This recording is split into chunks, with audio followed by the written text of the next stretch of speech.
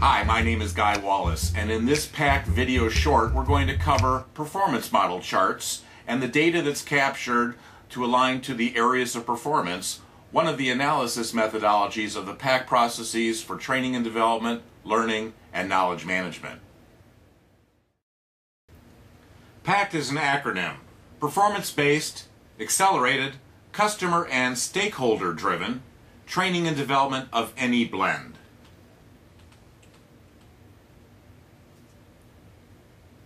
Another aspect of analysis, once the areas of performance, the AOPs, are established, is to gather the more granular data, and I do that on a device that I call the performance model chart. I've been using a chart like this since the late 70s, and it has changed over time.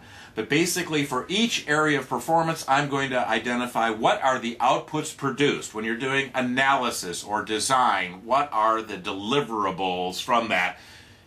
And there may be terminal, final deliverables, and there may be deliverables that are more interim before that. And so the goal within the box of the area of performance is to identify all of the key outputs, or all of the outputs, whether they're key or not. That's a decision that has to be made. For each of those outputs, then, I want to know, how do you know a good one from a bad one? How do you measure them?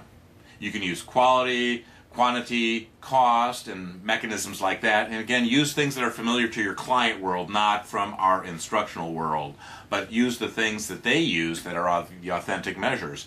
Now, there may not be formal measures in place, but if you've assembled a group of master performers, they can tell you for a fact exactly how these things are measured. They've figured it out, they've gained it, they make it happen so that they are master performers, and they meet all of the expectations, all of the requirements, all of the measures for each and every one of their outputs. For each output and set of measures, then, we can systematically derive and define the tasks. We can either have macro tasks, big major steps, or a bunch of micro tasks, granular, hit the enter key now and then turn to this other screen, those kinds of things. Where there are more than one performer in the sandbox of performance, in this area of performance, we might articulate various roles and responsibilities. There might be the manager, there could be the supervisor, there could be the individual contributor, and there could be somebody else from some other organization involved in this cross-functional process.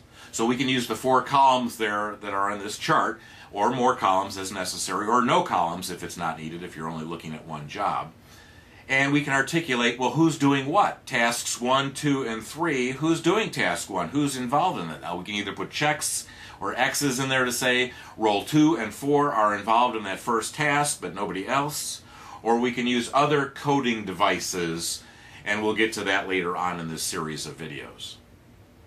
Now, the first columns here that we've covered, the outputs, the tasks, and the roles and responsibilities, that articulates and captures the articulation of ideal performance as attested to, as conceded to by the master performers assembled. That's the best. That's what people are doing, capable of doing. It's not blue sky, it's not some ideal state that's never been achieved. It's what the master performers agree that, yeah, those are the outputs, that's how you measure them.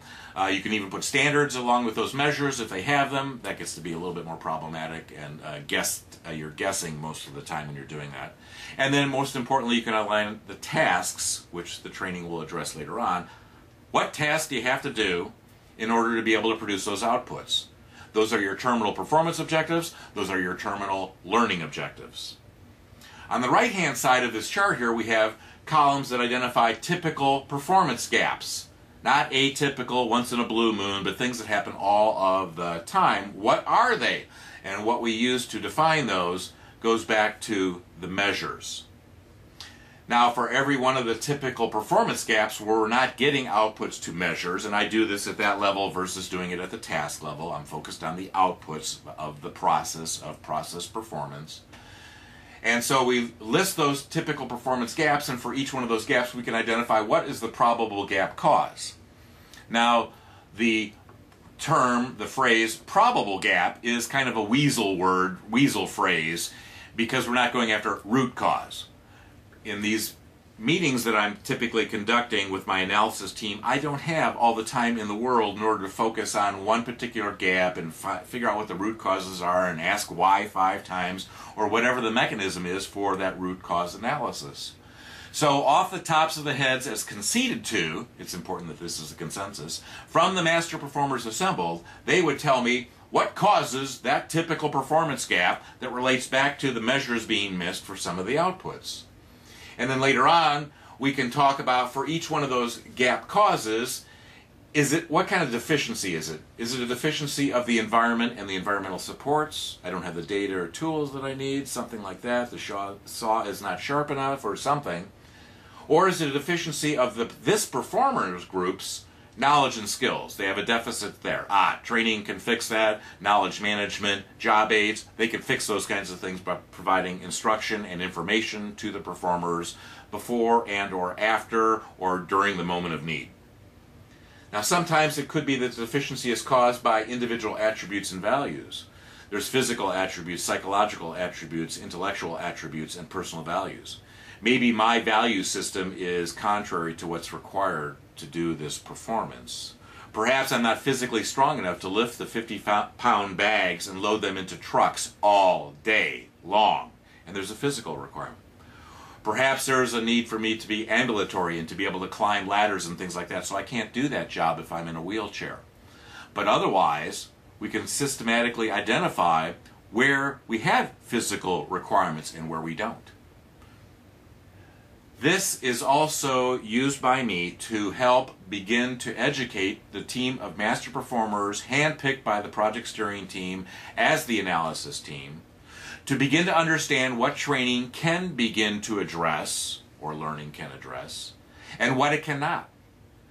All the learning and training can do for the deficiencies of the environment and some of the other attributes and values kinds of things is to give a heads up to the performers, the learners, about typical things that they're going to find, what some of these causes are, and what they got to know or what they've got to kind of try to avoid, missing information and data, missing tools, the saw not being sharp enough, etc., etc. This allows me to also begin to elicit from this group of master performers what are their tricks of their trade, what are their best practices, how do they avoid these gaps in performance at the output level or the task level, what are their strategies and tactics. So while I may not be able to change the real world, which might be causing some of these performance gaps, we can find out and share in the learning, in the training, what the master performers do to avoid it in the first place, or if it's unavoidable, how do they handle it.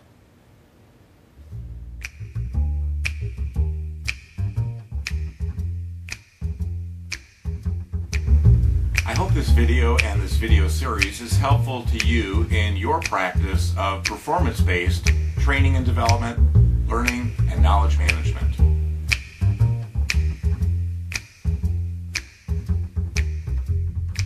I've been practicing, publishing, and presenting on these topics since the early 1980s. My more recent book, Six Pack, covers all of this in great detail.